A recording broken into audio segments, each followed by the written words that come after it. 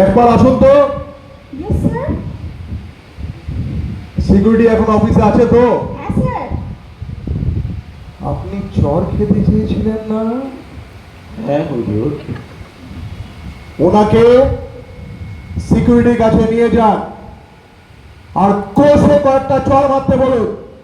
আমার order. Okay, sir.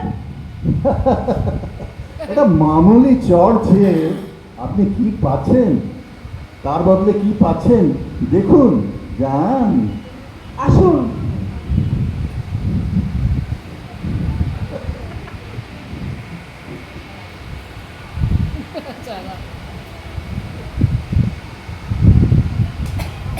আহ আহ আহ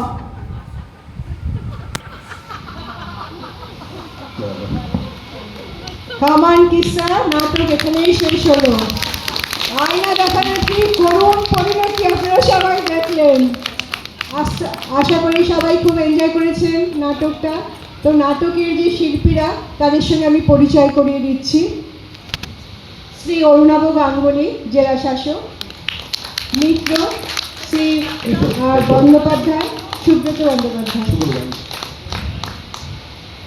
শচিকান্ত শীল, শ্রী মৃন্ময় ধর এবং স্টেনো তানিয়া দত্ত।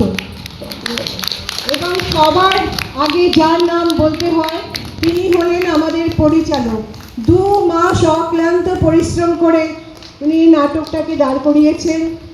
হ্যাঁ, অবশ্যই সঙ্গে সহযোগিতা করেছেন সেন, শুভব্রত সেন। সেনদা আপনি আসুন। দাদা আপনি আসুন। চটটা কিন্তু উনি মারলেন, দেখেছি।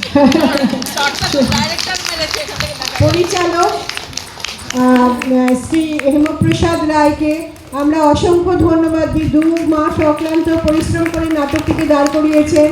আর এই প্রতিটা দিন গরমের মধ্যে 7টা থেকে 9টা অবধি ওই গ্রিন রুমে বসে আছেন যতক্ষণ না পুরো অনুষ্ঠান শেষ হচ্ছে। এই রকম